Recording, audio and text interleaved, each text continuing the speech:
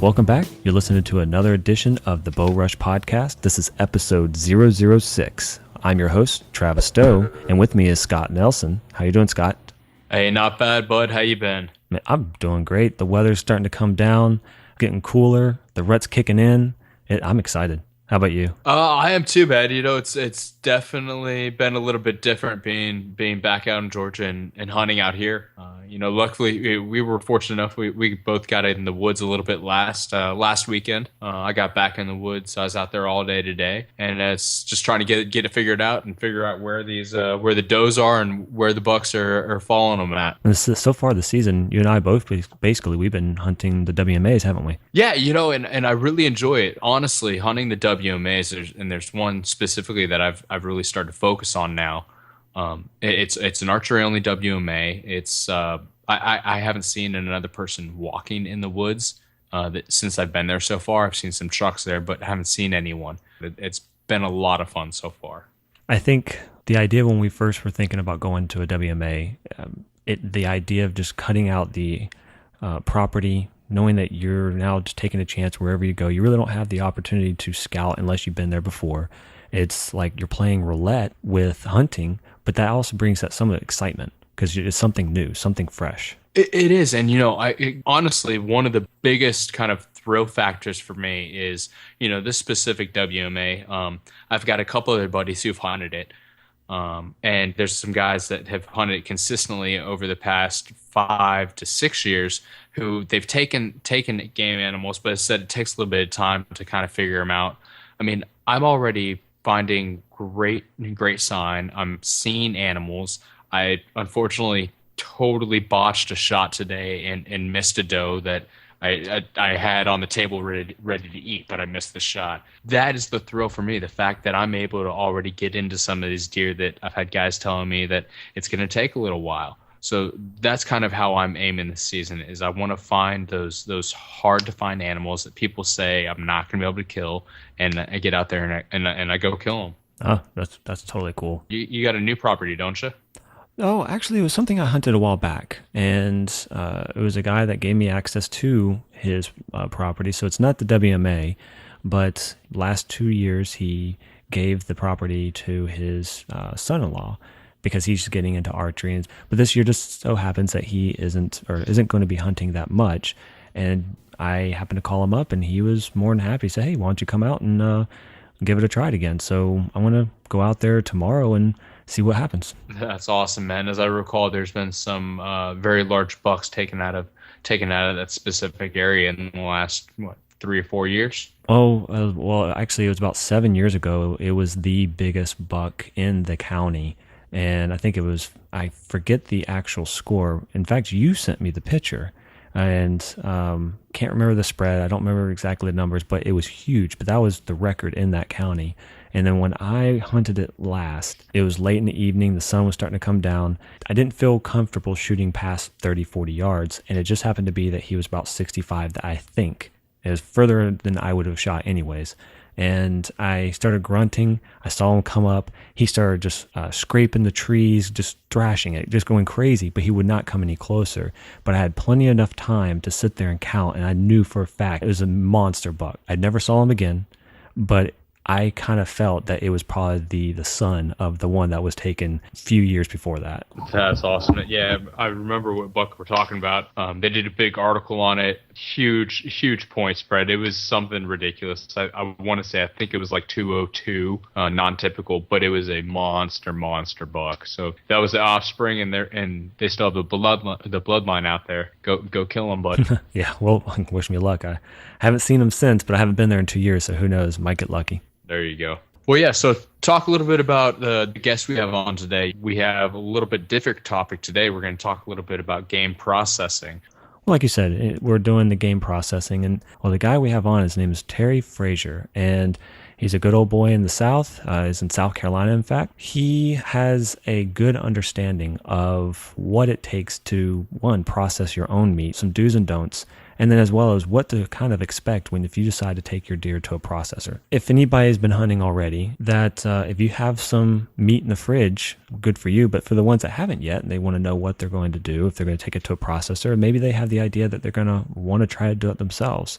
It's an interesting story. Welcome to our show. How are you doing, Terry? I'm doing fine. How are y'all? I think we're doing pretty good. So, Terry, tell us a little bit about yourself. What's your background? How'd you get into the actual game processing industry?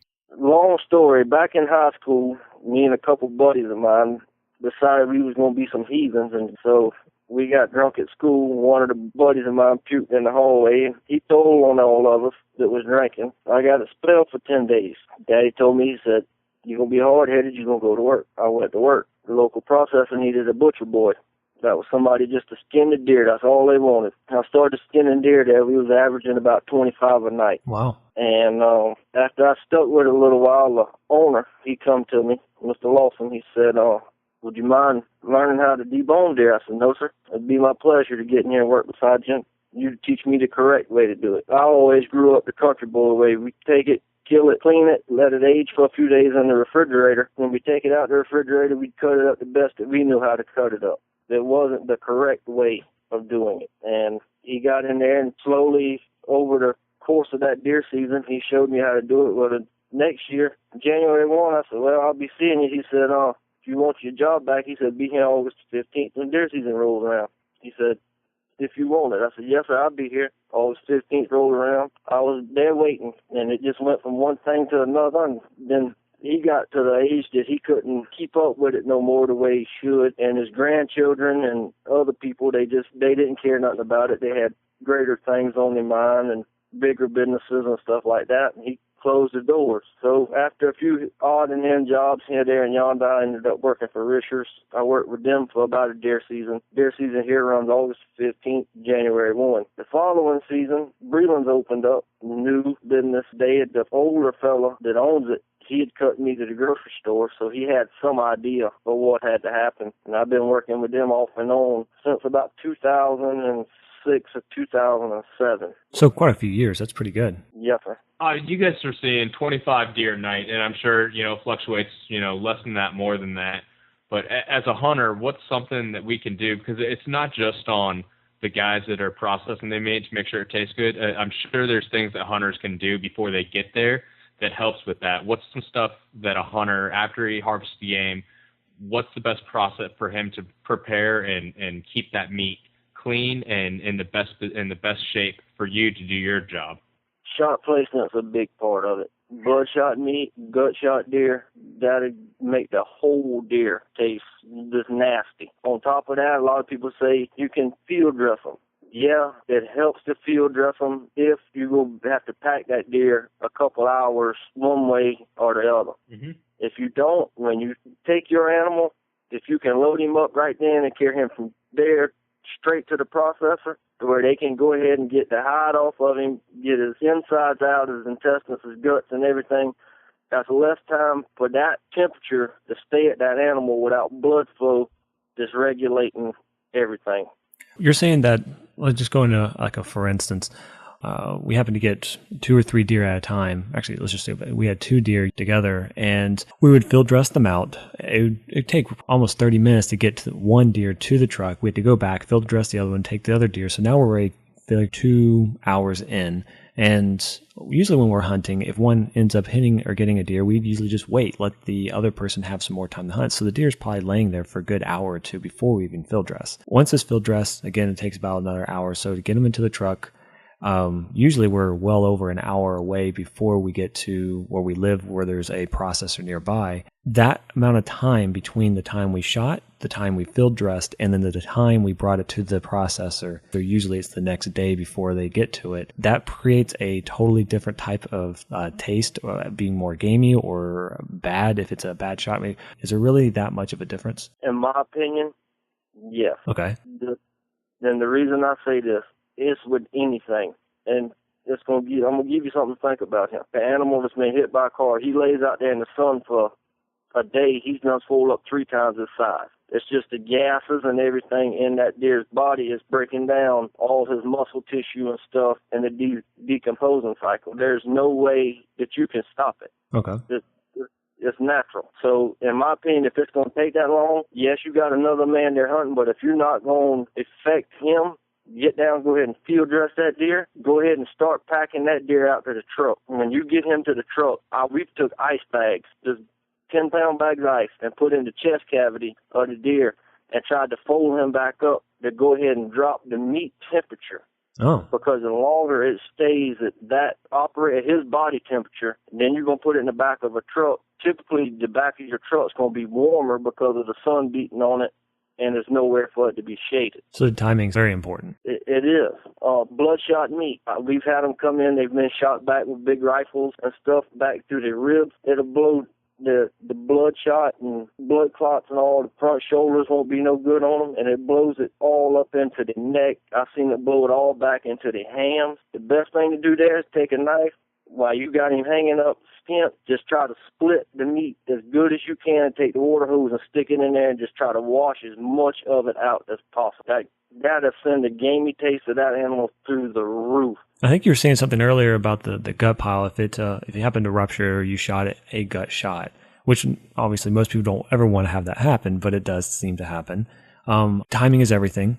So if you happen to be field dressing and you open up and boom, you realize that you did do a gut shot and it's busted up on the inside, what are some of the things that can be done to help preserve the meat? Because I've been told that if the gut shot has gotten into the meat, that meat is like it's not good anymore. Is that correct? That's correct. The best thing to do, in my opinion, is cut out all the meat that has been contaminated by the gut. So that'd be like before bringing it to the processor. Before, if you field dress that deer and you find that you have made a bad shot in this gut shot, go ahead and take your time, take the knife and cut out all the contaminated meat on the inside the chest cavity, the outside the chest cavity, wherever it may be. Go ahead and trim it to the best of your ability. As soon as you can get the water, wash it thoroughly, inside and out, the best that you can do it with the hide still on it.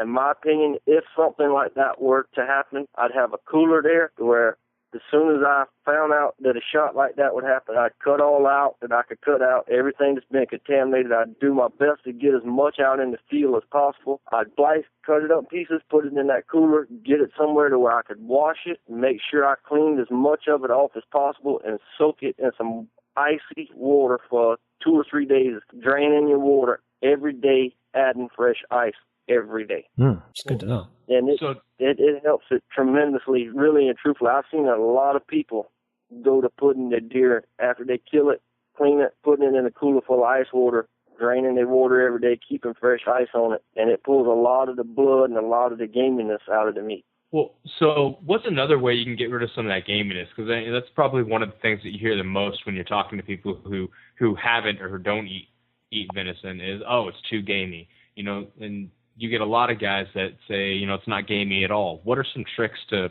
pull some of that gaminess out? Obviously, clean meat from a good shot, you're much better off with. But soaking in milk is one thing some guys told me. Soaking in some kind of vinegar is another. Is there anything specifically you've seen that really pulls that gaminess out? Any kind of acidity. Orange juice, buttermilk is a natural meat tenderizer. It pulls it out. We've soaked it in pineapple juice. Any kind of marinade or anything that you can buy over the shelf will help it if you like marinated meat. Some people don't. We use a lot of our steaks and stuff. We don't get them cubed. We get regular steaks like butterfly loins.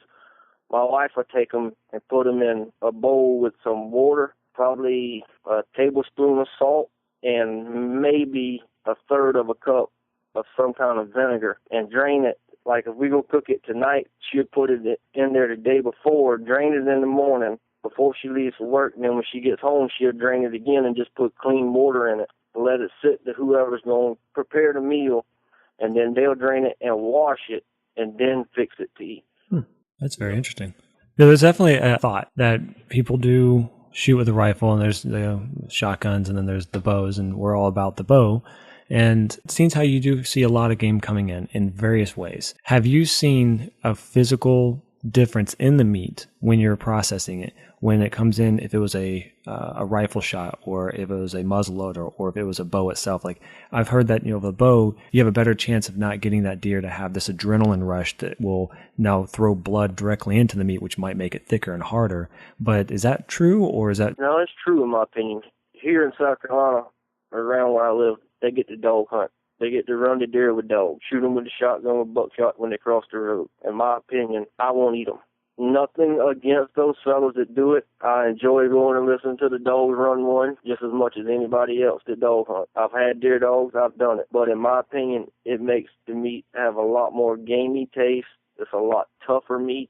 We call it rigor mortis, but like during the summertime or up until this part, really and truthfully, I've seen it happen in November. You can run a deer for an hour and a half, shoot it with the shotgun, and by the time you get off the back of your truck and get to that deer, put it on your tailgate, leave from where you at, and go to the clubhouse, that deer is stiff. That's from adrenaline. That's because the muscle mass on that deer has been exercised to the extent that it is like elastic, and this automatic thing is going to contract. Just like a rubber band, when you shoot it and let it go, it's going to contract back to its regular size. See, I never thought, when Scott and I would rifle hunt years ago, and we'd get a doe or something by time, but I remember that where sometimes it was just really stiff. You couldn't move the head or anything. That's very interesting. There's a lot more bloodshot meat with a rifle and with a shotgun than there is with a bow. I shoot a rifle, I shoot a bow.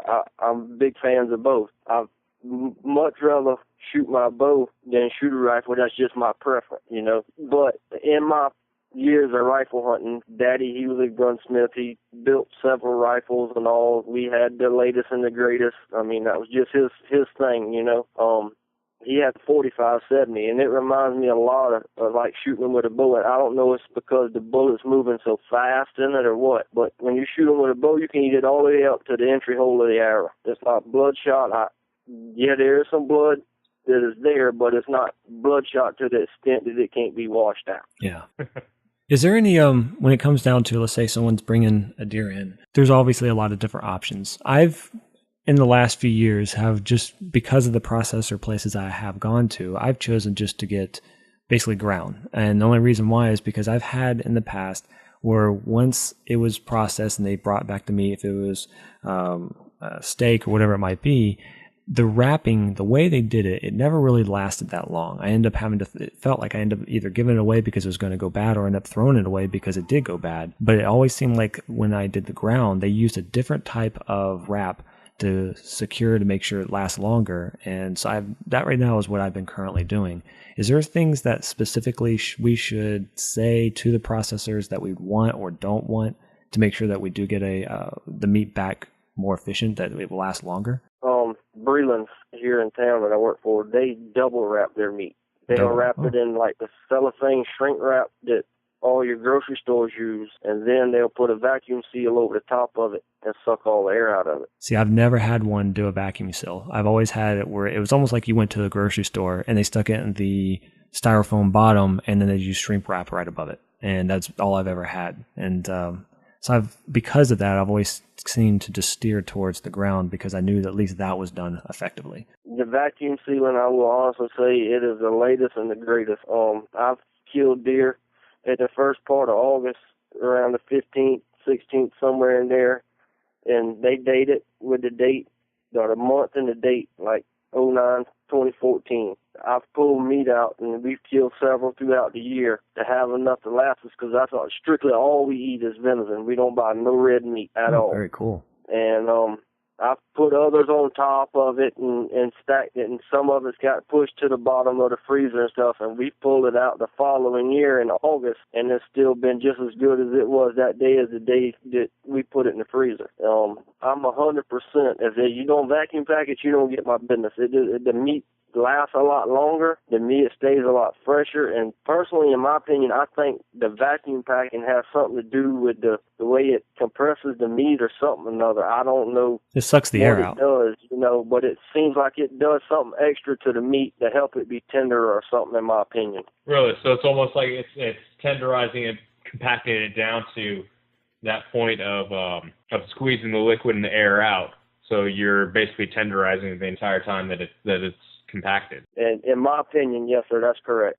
Would that be something let's say if someone does go to a processor and they find out that should we ask, do you vacuum pack the meat? Or if they don't, would it be almost like an insult to, hey, would you mind doing that? Can you do that? But is that something where if we came to someone that's a processor, usually would that be an okay thing to ask? Hey, are you able to vacuum pack this? In my opinion, I look at it like this. Say you're a mechanic. You come to me and say, hey, man, your starter's going out on your truck.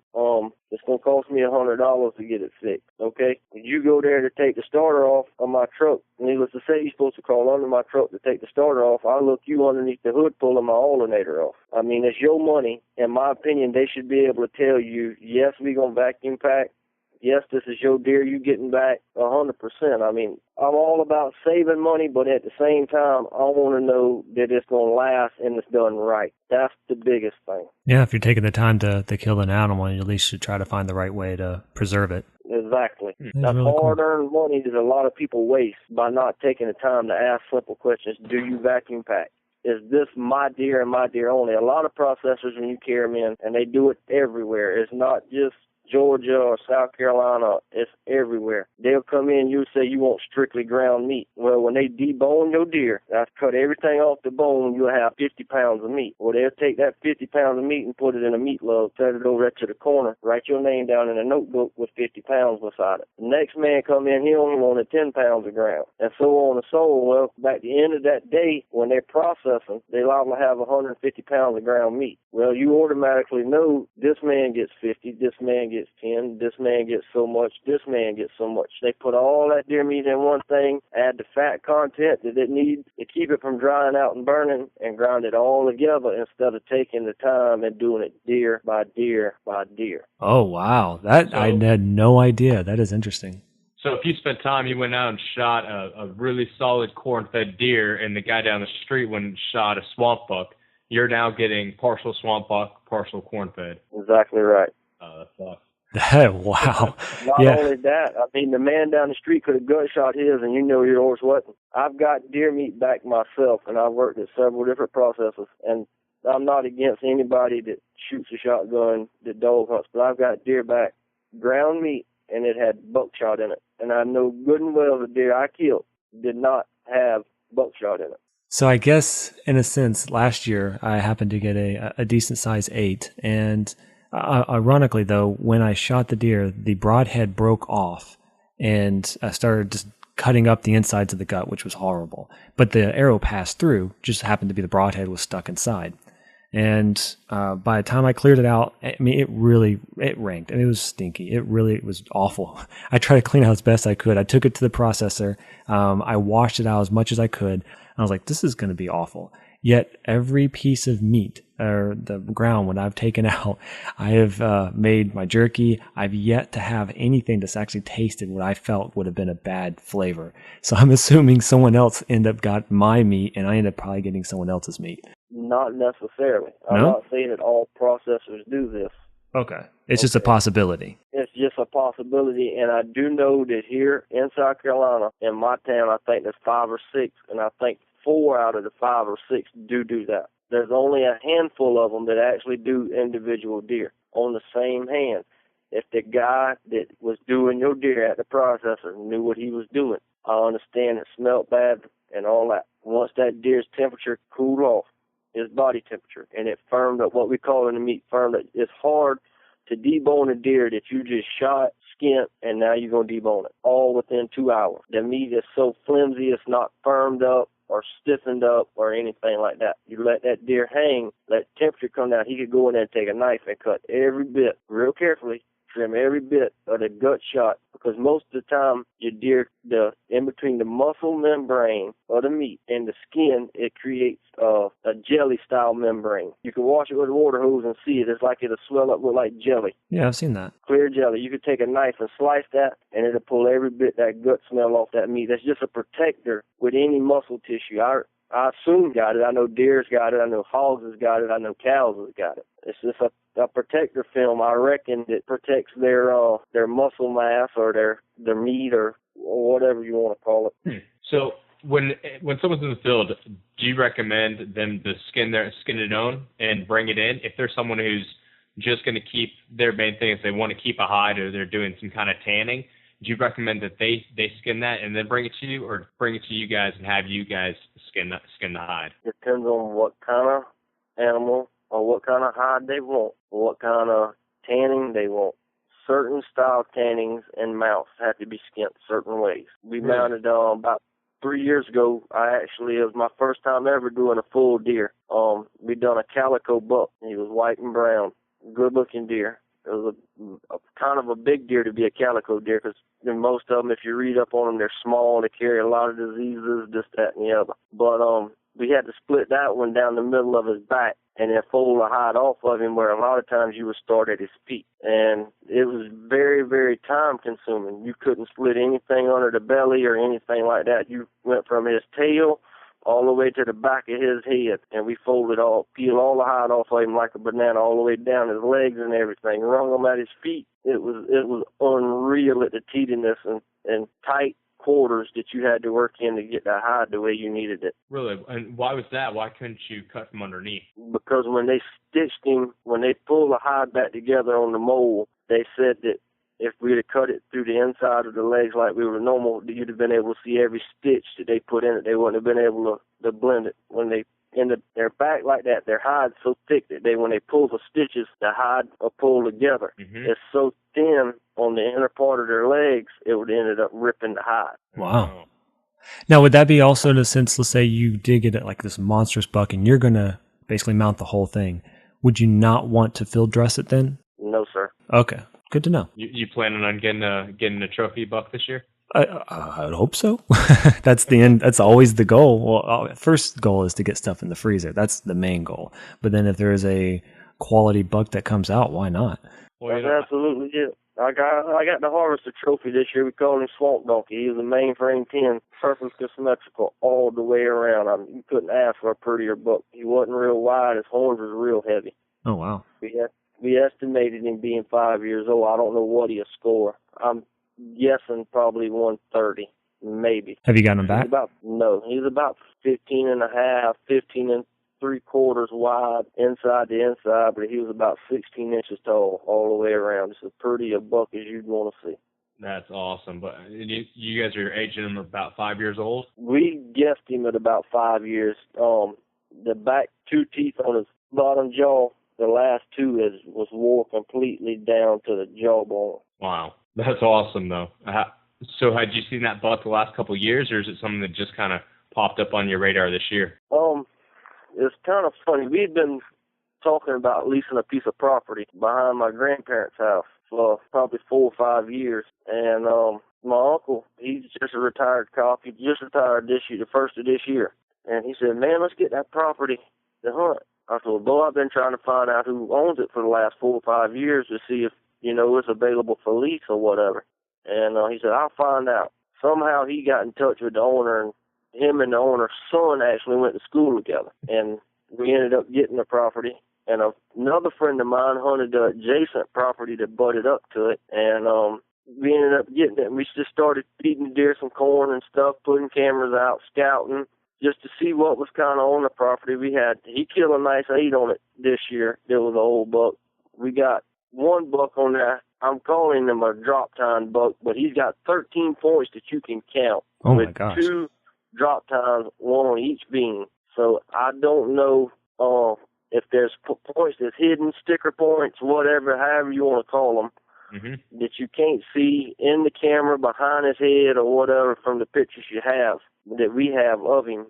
And but these bucks has really started to show up here in the last 3 to 4 weeks, I'd say. It's a big swamp, and it comes up on a high hill. And when I say high, it's probably 35 or 40 foot difference from the bottom part of the swamp to the main road on the outside. I mean, it gradually just drops off into a swamp. And as long as I can remember, and listening to all the older fellas and stuff that live around my area that's growed up here and their parents and stuff like that, that little piece of swamp is probably 3/4 of a mile to a mile wide, probably a mile and a half deep. But there's roads on all 4 sides of it. The swamp continues on, right on after it crosses each road and stuff like that. But that little section that we got, but they say it's the home of some of the biggest bucks that's been around this part of the country. That's really impressive. That's awesome. Congrats on that one. Yeah, good luck coming up in the seasons, man. It's unreal. I mean, the deer that we've seen, the caliber deer, is just unreal. You normally don't see deer of that size around the area that I live in because a lot of the farmland isn't here. They've made housing developments and stuff like that on it, you know. Mm-hmm.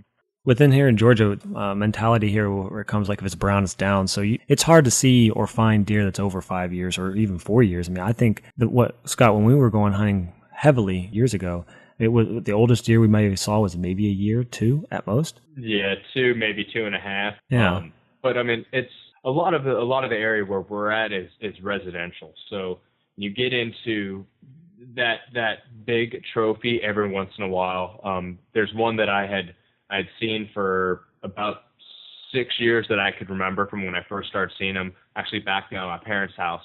And a couple of years ago, I went back to my parents' house, was walking the property, and actually found that the buck had died. I don't know if coyotes got it or what, but so I found it, and it's just this beautiful rack. You can tell he's on the back end. He's going downhill, but just a super old rack. He had basically no teeth from about half his jaw back. Aged him out, and we're thinking he was somewhere in that maybe that 7.5, 8-year-old range. Just super old bucks, and there's a lot of those around here. Just it's so residential. They are 90% nocturnal, other than that 10% when they get stupid and start chasing tail. That happens in a lot of places. I mean, Daddy said that to kill you every time chasing that tail. Well, it'll make a grown man go crazy, I can promise you. well, how's the season up there? Where are you guys at with the rut? Are you guys in seeking phase, or what's really going on up there right now? Bo, the weather has been really warm this year. We had a couple cool snaps. When I say cool snaps, it get down in the 50s at night and spike back up about 80 during the day. Last weekend it got cold during the time change. Matter of fact, me and a buddy of mine hunted Sunday morning. It was 34 degrees. But right now, I'd say we probably about the peak, if not start to drop off some. In my opinion, if it get cold and stay cold for a couple of weeks, you'd really see a big increase in the rut as far as the buck activity and stuff like that. And, of course, the moon's got it so messed up right now. Even though it's cold here, it was like 41 this morning, 41 this morning. It's cooler here, but the moon's got them messed up, and then the time change and all that's playing a part in everything, too. So it's been one season full of adventures. I can honestly say that.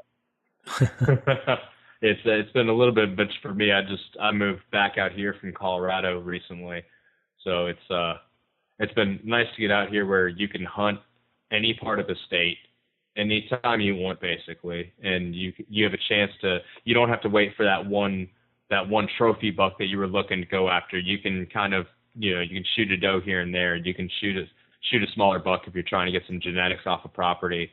Whereas out west, you're one and done. You better make sure you love what you're pulling the trigger on, because that's it for you. You see, and I think that is in a place that big, if the deer was becoming extinct or there was a big decrease in the population, I can understand it. Mm-hmm. But, like here, it's open August the 15th, January the 1st. Now, they have cut us back on some of our doe days here in South Carolina, and they have cut us back on our antlerless deer per day. We used to could kill 2, now we can't kill but 1. Oh, wow. But, and it was as many as you wanted to kill, as many bucks as you wanted to kill from August the 15th and January the 1st. Back when I was in high school and didn't have no bills, didn't have a family, me and my little brother, we'd average 30 apiece during deer season. Every season. Holy crap, that's awesome. We fed the church. I don't know how many times we've done a food bank for the church, and they had a processor here that would process them and donate it to the church, and the church would give it to needy families and stuff that wanted the meat to have it to eat because they couldn't afford stuff. And I don't know how many deer that we didn't call the church and say, hey, we carrying one at the processor. When it gets ready, we'll pick it up and bring it and put it in the freezer. If y'all find somebody that wants it before then, call us and let us know. We'll carry it and deliver it to them where they can have it, That's because we just didn't have the room to put it. Man. Doing a good deed, though. Well, falling back into the processing, because knowing the knowledge that you do know, let's say someone that's wanting to possibly start doing it on their own. They've always taken it to the processor. They've always gotten things done, chosen what they wanted to have and gotten it back, but they want to take the extra step and actually try it the first time. But they know they need to have certain things to get up and running. With what you know, are there key things that a hunter needs to have set up, or is this something that they can buy afterwards, that is last minute? I mean, is there preparation that needs to go involved? In my opinion, yeah. Okay. I'd say he needs a refrigerator or some kind of cooler to chill the meat to where the meat can age. And what I mean by aging, a lot of processors, like I said before, let them hang 5, 10, 14 days. In my opinion, 14 to 18 days, I want that meat to turn purple like a T-bone steak that's been sitting on the shelf aging to where it can get tender. The muscle mass and stuff starts to break down in the meat. When it gets to that stage, it becomes more tender. It becomes less gamier, in my opinion. It's had time for the blood that's in it to drain out. A grinder, if he wants ground meat. Keep in mind, he don't have to go buy the $1,000 commercial set like the processors use. He can run down to his local store and pick up one of them $120 grinders. It'll work just as good. It won't do it as fast as the commercial grinder, but it'll do just as good a job. Cube meat, if he wants a cuber, there's several different options on that. They make one that's a hand crank style cuber now that clamps onto a table. It works awesome too. We have used one of them several times. Personally, to me, it works just as good as the electric cuber that is $4,000 that the processors use. That and a table or something of some sort that he can put the meat on or the deer on to debone it, cut it off the bone, and all that stuff, the way you have somewhere to work, pretty much. And it should be, if I'm not mistaken, hung up, right? I mean, you shouldn't be cutting through all this stuff laying down on a table. 'Cause at least when I've seen processors at the time when I brought a deer in, they've seemed to always have it hanging by their hind legs when they're pulling everything apart. Is that about right, or is there other ways of doing it? That's correct on the skinning aspect of it. Oh, And the skinning, okay. also, they're hanging them in these coolers by their hind legs where all the blood can drain forward. If you don't have that kind of space and stuff like that, a freezer, quarter it. Cut your hands off. Once you cut your hands off, split them down the middle. You have two hands. Cut your shanks off. Take that ham and lay it on that rack on that refrigerator. Put you a pan or something in the bottom of the refrigerator to where the meat can drip into that pan and it don't get blood all throughout your refrigerator. Go ahead and take the time and cut your loins out while he's hanging. Bust your front shoulders off. Then you can take the saw and split it down. You got 2 rib pieces. 90% of your deer ribs, you can't eat them. There ain't enough meat on them to eat. There's what we call a flank on the outside of them. You take a knife and run it right down in between that thick piece of flank meat, and it'll peel right off the side of them ribs. It'll be a sheet that a whole length of the ribs. That's good ground meat. Slice it up, chunk it up, where you can throw it in the grinder. Put it in a pan or something to where it can drain. Is there any type of knives that you prefer to use when it comes to processing? I have a couple that I prefer. I got a good fillet knife that I use to cut my loins, cut my steaks, and debone that'll hold an extremely sharp edge. That's the key, a sharp edge. A dull knife will hurt you, but a sharp one will hurt you worse. And it's got to keep a sharp edge because you're going to constantly bumping it against bone and stuff trying to debone your meat. Brush it back up. Don't let it get to the extent that you got to put it down and pick up another one. Have a steel or some kind of sharpening ceramic or something that you can brush the edge back up on it. Hit it 4 or 5 licks on the ceramic and go right back to deboning your meat. I also take that fillet knife after I've let it age. It'll get a thick marble or a hard shell on the outside of it. You can take that fillet knife and turn that hard shell against the table, cut through your meat, take your index finger and your middle finger and hold it against the meat where you just sliced it, and it'll peel off just like filleting a fish. And then I'll take and slice my steaks or whatever I want out of that piece of meat. It'll go in one pan, my ground meat or whatever else I'm making, it go in another pan. Well, like now with the ground meat and all, how do you go about adding fat in it? Like, where do you buy that stuff? A lot of your supermarkets will sell it. Really? You have to ask for it. Okay, you go to the butcher inside the supermarket? Yep. You tell them you want pork fat, beef fat, whatever you prefer. A lot of people is going to put in bacon, not only bacon, Boston butt in their ground meat. So like cook the bacon and then just pour the grease from that, or actually take the bacon itself and just mix it in with it? Take the bacon itself and grind it with the meat. Oh. You make bacon burgers, whatever. And it's actually pretty good. Like our percentages, you want 10% fat. So for every pound of meat, you want 1/10 of a pound of fat. That way at 5 pounds or 10 pounds of meat, you got roughly about a pound of fat, give or take. And that'll give you enough fat that it don't dry out to the extent that it gets burnt, or you ain't got to cook it for 2 hours and then it draws up and it's so tight because it's compressed so much and all the water and stuff's cooked out the meat that it's like eating a piece of leather. That's pretty fascinating. So is there different percentages depending on what kind of fat you have in there, whether it's beef fat or pork fat? I don't think there is.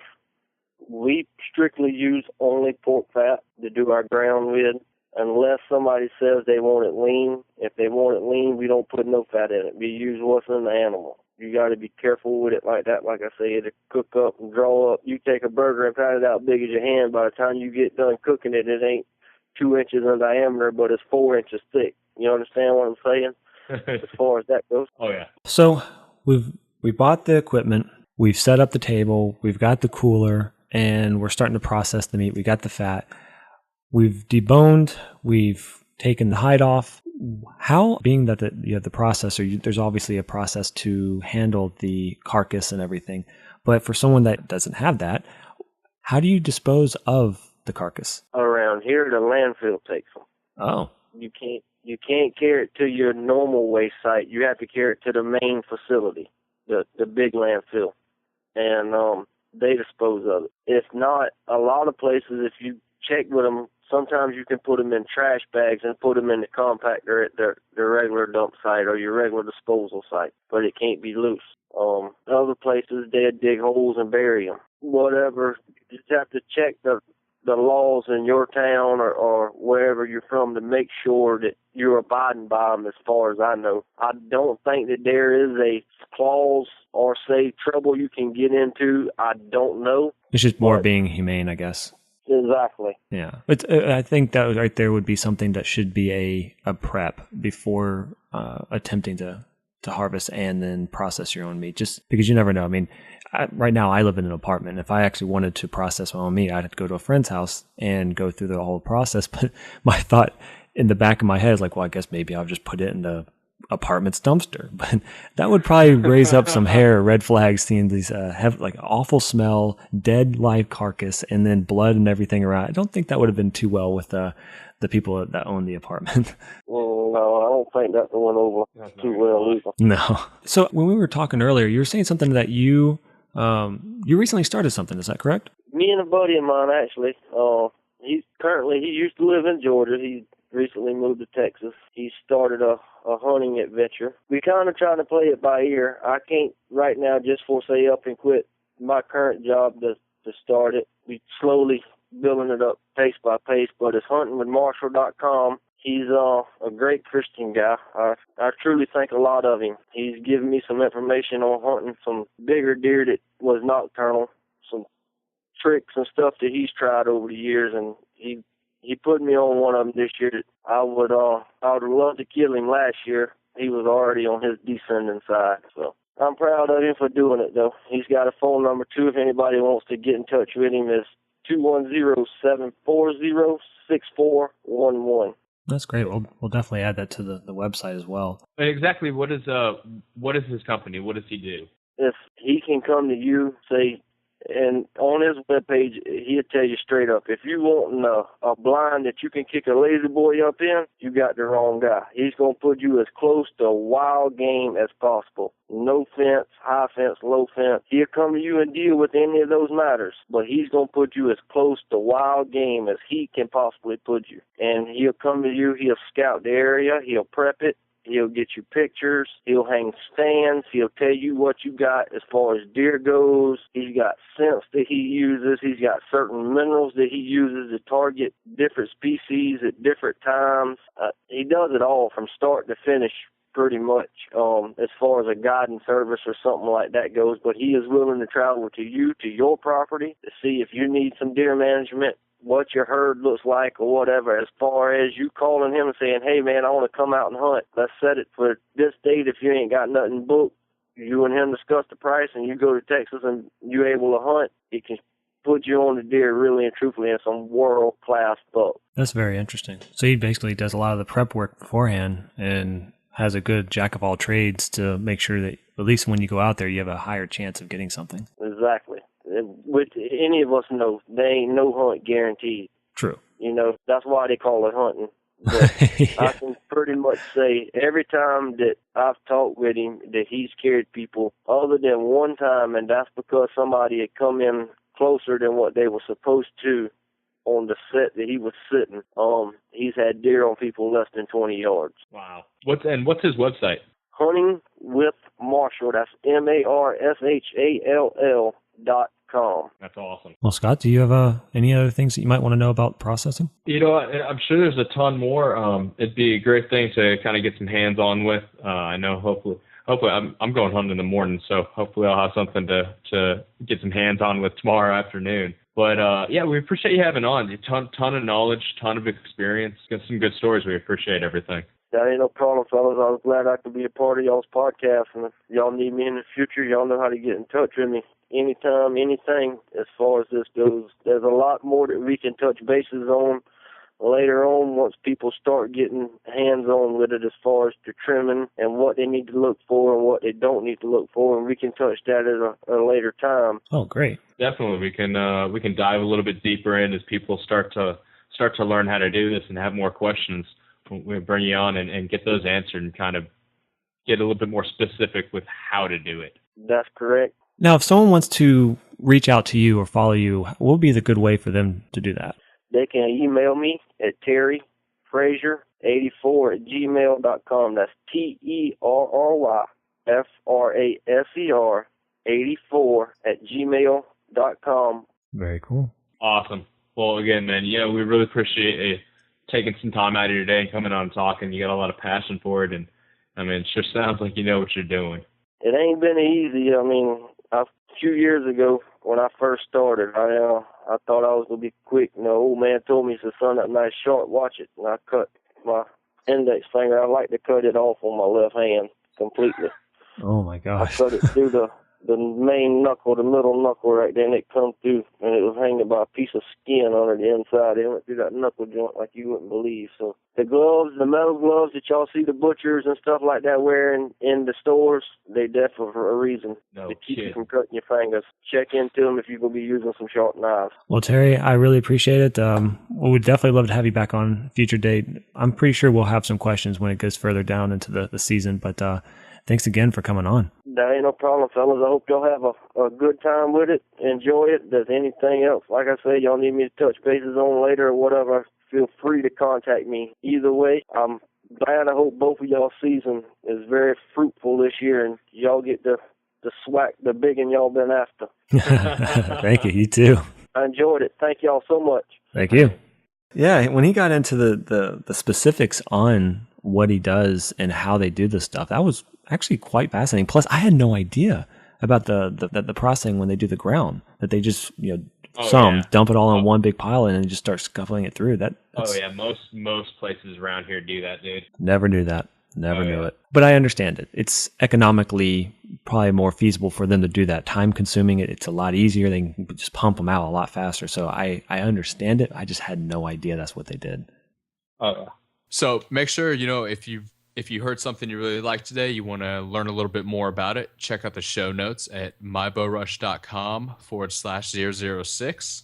And make sure to check us out on iTunes as well at mybowrush.com/iTunes. It'll take you right to the page. You can choose and view all the other podcasts that we've done, as well as be able to have the opportunity to leave us a comment and rate us and see how we're doing. But for now, I'm Scott Nelson. I'm Travis Stowe. Go get a BowRush, and if you're a country boy, go snatch the skin off something.